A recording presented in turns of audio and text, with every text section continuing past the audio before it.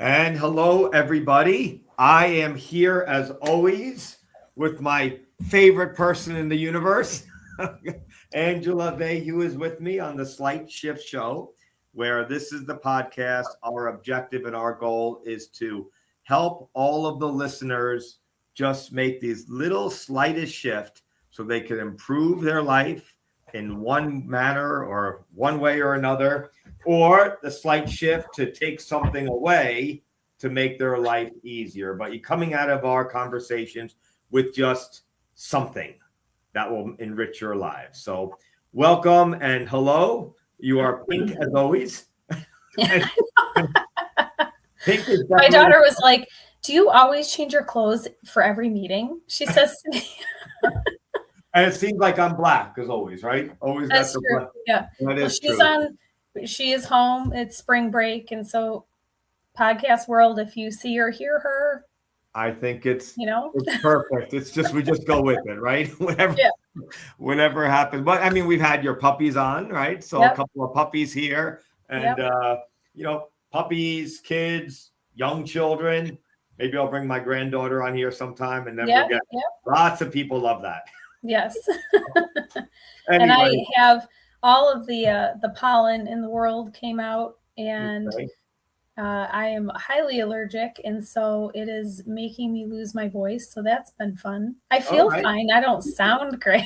Well, you are here. You're a trooper, a warrior. But actually, I saw pictures of Washington, D.C., and obviously you're down in that area. But the cherry blossoms are in full bloom right now, right? Yes. We, over the weekend, had family in town. And so we went and did like the quintessential tour. And so we went to the basin and saw all the cherry blossoms. Wow. And we actually did a tour in like an old-fashioned car. Oh, really? Yeah, it was really, really fun. And took us to a bunch of different places, Lincoln Memorial, Washington Monument, all of the beautiful standard touristy stops. But so it's interesting we are recording today and it's a Friday. Yeah. And we went and did this tour. So it would have been 6 days ago. I can tell you that the blossoms are actually already dropping. So they are not in full bloom. Oh, they're already on their way out. Yes. Yeah. This is a short window, but we did see it. We got some really cool pictures while we were down there. Yeah. It's beautiful. If you have not been to DC during cherry blossom season, I would highly recommend it. I have not. I was in Nepal one time, and it was they say oh my gosh, I don't know what rhododendrons. Rhododendrons, like some kind of forest. Yep. And we walked through the forest right before they were blossoming. So we didn't get to see it. We saw a couple. A couple. Rhododendrons are beautiful, but they attract a lot of bees. Yeah. Well, I don't know. We were pretty high up in the mountains, but maybe it's not rhododendron. I don't remember. I'd have to look it up. But anyway, we totally got distracted. But what else is new? What else is new? I'm excited about our conversation today. As our pre-show to the show. One of these days, we're literally just going to pop in and hit record. And then because that's where the best conversations happen. There's always laughing, always good stuff. But we were talking, two big things happened, right? You had a big party and you were organizer, facilitator for the party. And my son got married. So now, we say two major parties. Two major parties. And this wedding, I believe, was the wedding of the century. It was beautiful, but my son and his new bride, my daughter-in-law now, they just had a wonderful day. But when you're in it and you're seeing it, there's some things that come to your mind, right? And some come to the forefront of your mind. And I can tell you, when prepping for the wedding first of all, prepping for a wedding, and I know the party as well, because even we were trying to get in touch and get on the schedule, and it was hard, right? Because you had party planning, and I was like, I don't know what I was doing, but wedding prepping. But I mean, for the last 3-4 months, I would ask my son, "Hey, Timmy, you don't want to do something?" He goes, "Can't. What are you doing tonight?" Wedding stuff. What are you doing this weekend? Wedding stuff. And now I get it, because they did such a good job. There was no detail unturned. And I wouldn't be surprised if my daughter-in-law, right? Daughter-in-law. I'm used to saying that. She actually works for Christian Louboutin. Okay. Apparently, that's a pretty fancy shoe. It is, yes. The red bottom shoes. So Red she bottoms, yes. works for them, and so she's very detailed, and everything was very, very elegant, I guess is the word. But anyway, my wife and I made a decision while we were there is to not have our phones. Right? We literally. I feel like for you that would be easy. Knowing you, that wouldn't be that hard. Depends on the situation. It depends, because there's a lot going on in that little device, and there's a lot of stuff in the world, and and definitely there's times where I have to consciously put it down. My wife and I actually had lunch today, and she's yapping away, and I'm trying to find flights for something, so. So you are. So I'll save it for my question for you at the end. Mm-hmm. But I'm going to ask it now before I forget. Is advice to someone that struggles to put the phone down? Yeah, it's not easy. No, it's not. It's not easy, and I think it's easier for some than others. What's interesting at the party, I did not have my phone because I didn't have pockets or anything. Yeah. And Matt was also trying to be present, and his phone kept going off, kept going. And then he like threw it to me. He's like, you do. So I can be present. So I can be present, so it's hard. It is the only downside to it is we didn't get the pictures on the spot, but I got a couple, like just 2 or 3 pictures. And that's all we really wanted. But because there was a photographer, there was a videographer, there was even a content creator. Like they had everything covered. Like, I think my pictures with my iPhone or whatever is gonna make a difference. Yeah, you're not gonna outdo those ones. I'm not gonna outdo. They definitely won. But it was actually really wonderful. And that is something that I would hope that listeners could really understand, like the importance of just putting that phone down so you could really be present and mindful to what's happening. I didn't want to miss it. Neither of us. That was we don't want to miss anything. There's a saying, it's actually a Buddhist saying, where if you are present during the moment lasts eternity. Oh, I love that. Right? If you think about it, like if you are 100% engaged at that moment is held.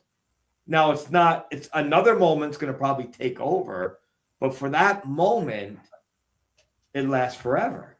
Yeah. Pretty wild, right? And pretty well, it's creating a core memory. That's right. And so then you'll smell a certain scent, it will take you back to that moment, or you'll see a certain whatever, and you'll see a red bottom shoe and it will take you back to that moment or whatever. Yes. And she also is a poor influence on my wife, because now my wife Kathy has red bottom shoes. And I will admit I do have red bottom shoes. You have red bottom shoes? Yes. When Matt and I got married, I'm like such a simple person. I literally ordered my dress on Amazon. It was like $100. I loved it. It was pink. I know, we're surprised. It was it was perfect. And we went to New York City and got married there, just the two of us. And he had this really nice suit, which cost way more than my $100 Amazon dress that I bought. And he was like, I want you to have really nice shoes. And I'm like a Payless shoe gal, Walmart's fine. And I'm like, what do you mean? And so he takes me up to Christian Louboutin, and I'm like, whoa. Good for you. Good. And so I got a pair and I wear them all the time.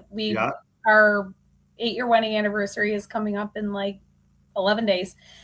And I still wear them all the time. So it is worth the money. And your wife's defense. Now you have connections.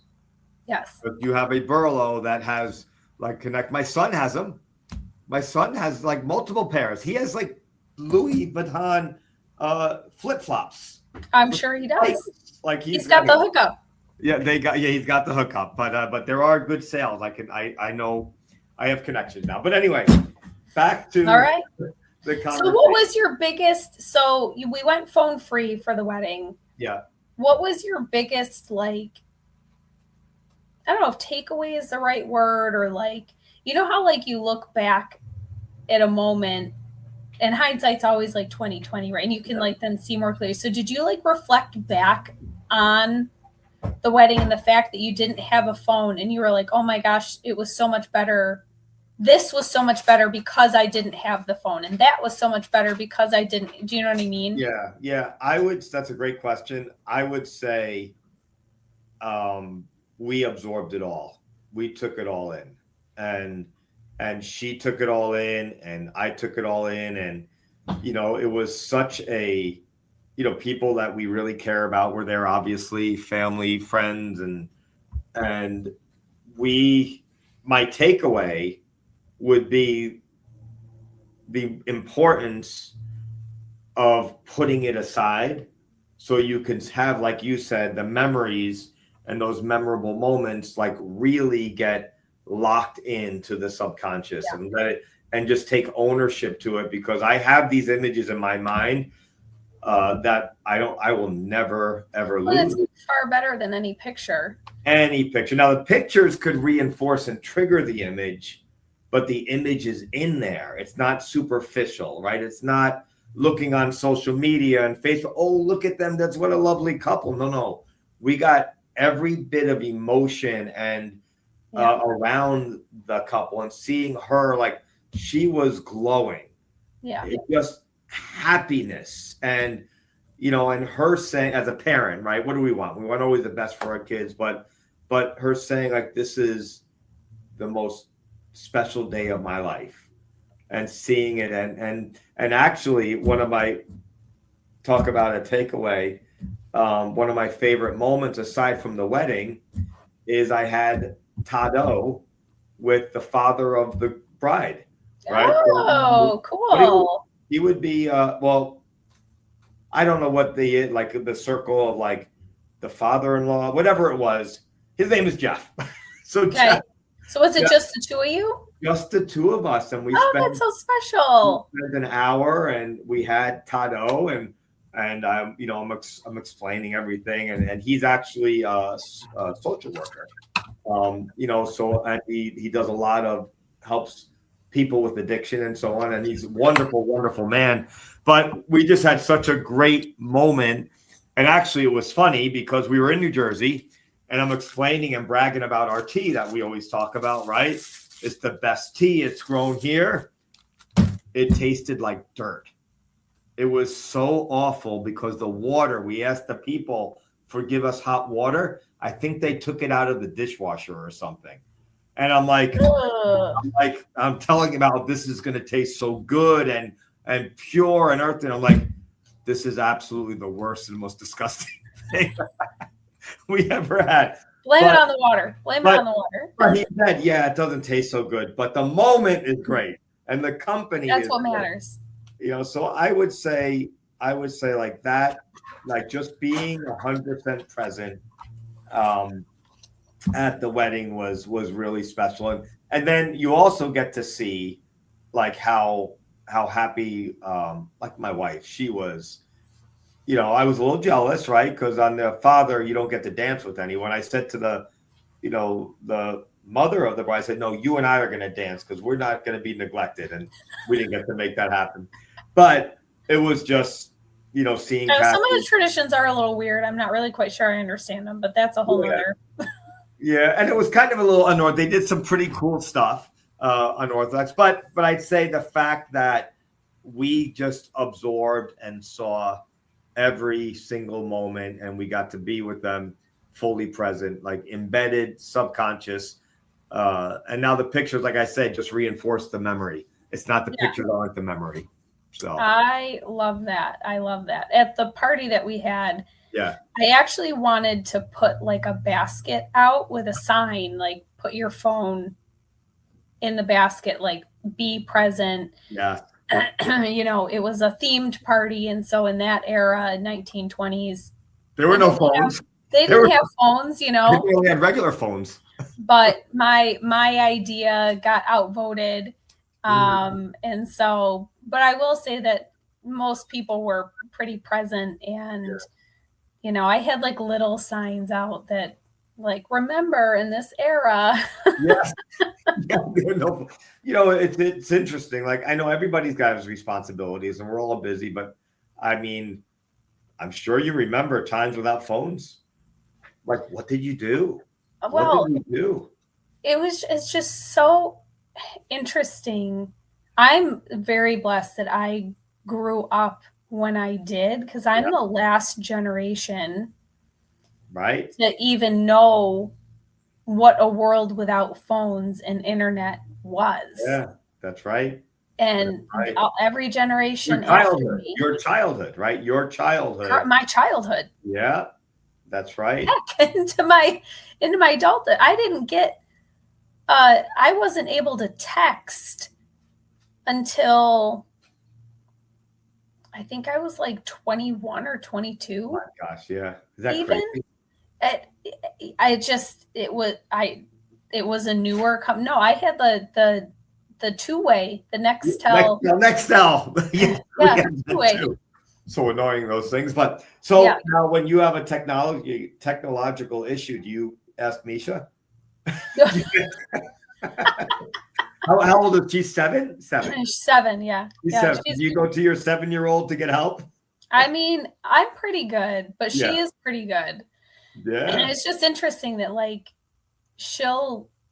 I hope that as our world progresses that we can circle back around to a simpler time like that, where we weren't so dependent. Like, we live in a world now where you feel like you have to respond immediately. And if you don't respond immediately, then you're going to lose this, that, or the other thing, or be disrespectful, or And I was watching a show.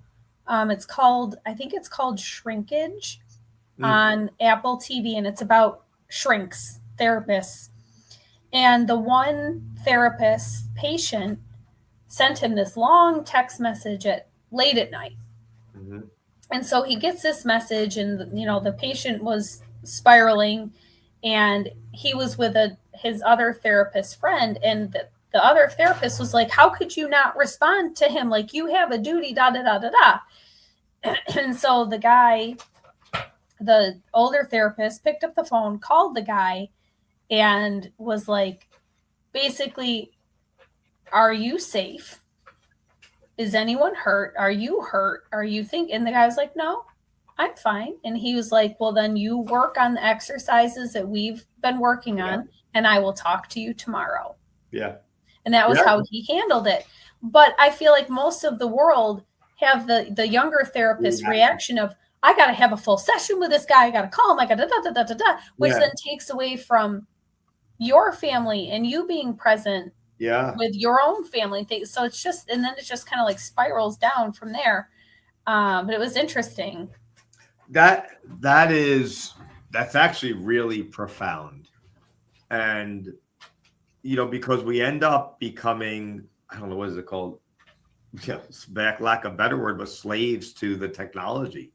Right. And then these things end up controlling us. And look, I am definitely at times guilty, for sure, because we're busy, right? You're a mom, right? You are a wife. You are also a business owner. You also have a staff and a team under you, right? There's a lot of stuff, and you manage the household, right? In my world, there's Empowered Mastery. There's us organizing podcasts. There's, virtual art schools. There's real estate. There's children. There's a lot going on, and we end up, we end up being in that. They're constantly connected. I remember, ironically, my phone's ringing. I put it on Do Not Disturb. It must be a family member, but my world. That could not have been any more perfect of timing. Your phone is ringing. I didn't. But I didn't pick it up. It's like, whatever. Are you safe? Are Are you safe? Well, it's so like maybe this will be my final shift, but even though I have a different one, but like I wish that like if you're picking up something or sending a message, like ask yourself, does this need to be sent right now? Yeah. Is it important? And I know a lot of times we send things because we don't want to forget, right? Yeah. But Yeah. still be respectful. If you think of something at 10 p.m. and you don't want to forget it, write it in your notes. Write it down. Don't send it. Put a reminder that says a reminder. Yes. Send Angela idea about podcast conversation. Right. But don't do it at 10 o'clock yet. And when I am on do not disturb on my phone all the time. Yes, I know. I get your do not disturb. Sorry. And everybody complains, but honestly, I don't care. Yeah. But I'm on do not disturb all the time, and I have all notifications off. Every notification. Actually, not all. All of it, except for I have important people, I guess VIPs, that they get through. Right? They get through, which sometimes is not so good either, but they get through. But otherwise, no social media, no anything, because I figure my logic is like, I want to be able to do it by my parameters. Yep. And not by this piece of technology. Yeah. And so I would hope, like, again, so that's a takeaway. Yeah. Is to, and like, I know for me, like, I don't have all notifications silenced. Well, I don't get any like notification. Those are all silent, but I'm talking about like the little red bubble, like the notification bubble. But I only have it turned on for certain things. Yeah. And otherwise, to your point, like, I want to intentionally go into my email when I'm ready to actually be able to respond to things versus, if I just see it constantly popping up, I'm like, no wonder why so many people have ADHD. It's like, ping, ping, ping, ping. That's ping. Right. That's right. And then they're also like, you're right here. And now your attention, we're having a conversation and that thing buzzes and it goes back to that. And now, you shared something in our pre-show show that was actually, really powerful as well. And it's definitely worthy of noting. But like, the reason why we didn't have our phone is because we didn't want to miss anything. And I remember this picture on social media, and it was a picture of all these people with the cameras, their phones, right like this. And there was this one woman who was older, probably whatever, still had a flip phone, but she was just like her eyes. And it was like something like, I don't know what the quote was, whatever, but it was something like, look, you don't need a camera or the phone to get the match. She's absorbing the moment, like really absorbing it. And I think that is powerful. What happened to you? You went to this like famous sports event, because you are the sport.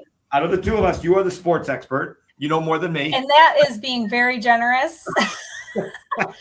But we went to the Elite Eight NCAA tournament game. It was in DC, and we had family in town, and we thought this will be an amazing family core memory.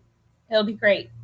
And so it was Duke versus UConn. Mm-hmm. And I don't know anything about basketball. I don't know Duke. I don't know UConn. I could tell when we got in there that there was definitely way more Duke fans. So apparently Duke was a higher seeded, team. I don't know. So I was asking questions and whatnot. But if anybody out there in podcast land watched the game, a couple of really cool things happened. Number one, just random, but there was a ton of Duke fans in there and like 5 UConn fans. There was like this like little tiny section of like UConn fans, and it was very apparent, like the energy. The place was sold out, but it was like very, very, very Duke heavy. Now, where is Duke? You know where Duke is? Nope. Me neither. No idea. Right. I know where UConn is. I know where UConn is. Connecticut. I don't know. I have no idea. I did ask that question, and it wasn't important enough to retain. I don't remember.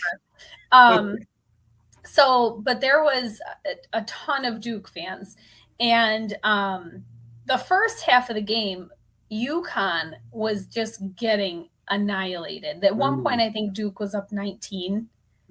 So they were just getting crushed. But one of the things that we teach, the N in transformation, is never give up. That's right. And they never gave up. UConn never gave up. And so then the second half, all of a sudden, like UConn would miss a shot and you would hear an audible, oh. And I'm like, oh, we have more than 5 fans now rooting for UConn. Okay. We've got a lot more here. And then more and more people were cheering really kind of at the end. Everyone was just kind of cheering for everybody. But something really cool happened, and I didn't fully understand it until like the next day. But so there was 4 seconds left on the game clock. I'm sorry, my assistant over here says there was 3 seconds left on the game clock. Thank you. Thank you, Misha. There was 3 seconds left on the game clock, and Duke lost the ball. They were passing around. They lost the ball, and UConn freshman, I think his number was 24. I don't remember his name, but he was like well past the 3-point line even, and he just put it up there and made it. Yeah, you got it. It went in. I saw that. It went in, and they were down by 2. And in an interview afterwards, he thought that shot was to tie it. He didn't realize it was to win the game. So that was really cool. Yeah. Talk about being present. Like he was just like had to be. If he had known that, oh, we needed 2 to tie, like he could have went in further or whatever. Like it was survival mode. Like this is the best shot that we've got.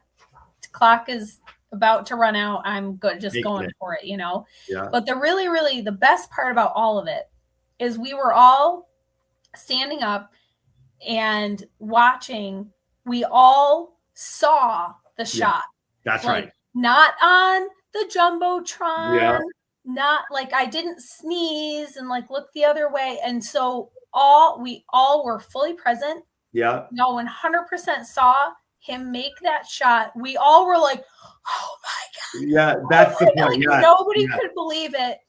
But I just thought like it was so, I will never forget that moment. And I will never forget that like I saw it. Yeah. You know, and I didn't. That's the key point. And I think if anybody gets anything out of our conversation today is that you have to make sure like you work harder and more diligently to be present. It takes effort to be. It takes effort, and present. don't take it for granted, because I'm sure there are a couple of people that maybe looked away and all of a sudden it was gone. Oh, so many people. So like chance favors the prepared mind. I've said that before. Like nobody was expecting that freshman to do that.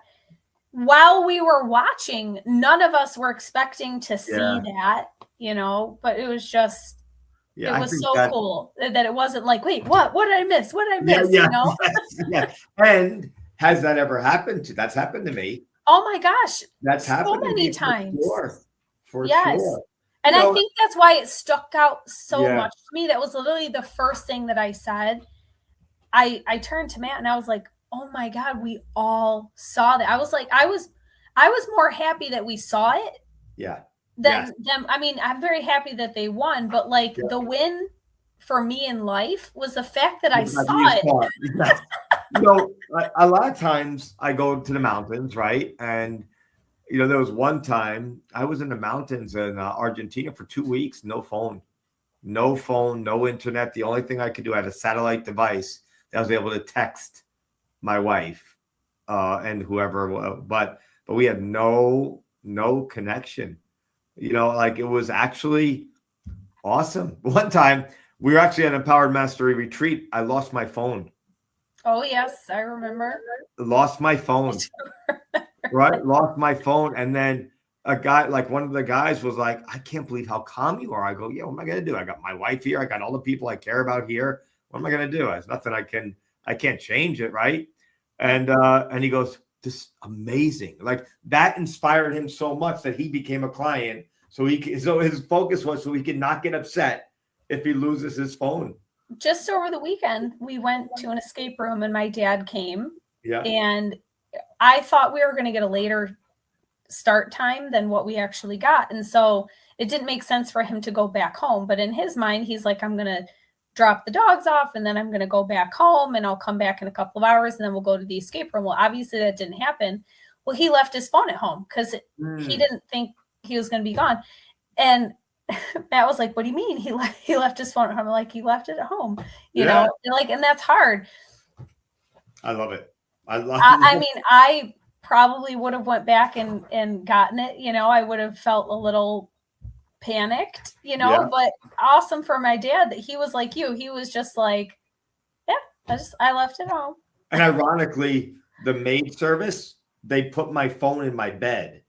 Like it was under the covers. Somehow they made my phone into the bed. But well, as always, great conversation, a lot of important things. I don't think we talked about all the things we talked about, but I think we drilled the concept. We did not, but that's okay. Next time. We have next time, but we drilled the concept of being present home pretty well, right? And I think that because those moments, you know, when we look back, right, the end of our days, we're not going to look back and think about what we missed on the, you know, like it's going to be these moments. And when you could have a moment like you had at the party that you guys had, and to be able to see that and share that with people, and for me to be able to see, you know, my son and his beautiful wife, they get married at the way that we did, and just you could see, like I saw pictures after. And like I saw pictures of my facial expression watching my wife and my son do that mother-son dance. Like it was just like it wasn't just them dancing. Everybody was engaged. And I think those memorable moments are what's absolutely the most important. So what's your biggest shift? So my final shift is different than the one that I wrote down, but just thinking of it now, is shift the picture that you want to remember to one from on a phone to one that's in your brain. Because you can always, like, to give an example, the escape room that we did, we had to find the Mona Lisa. Okay. I've seen the real Mona Lisa. I've been there. And so I can look at that picture and remember this picture. Yeah. Does that make sense?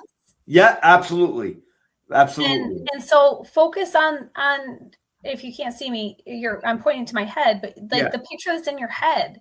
Yeah. Because it's always going to be better. And then and you can have the video. Like I've got the video in my head of that kid, that freshman making that 3-pointer.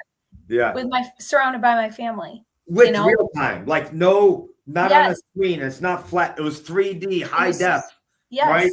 It's all. It was and 40.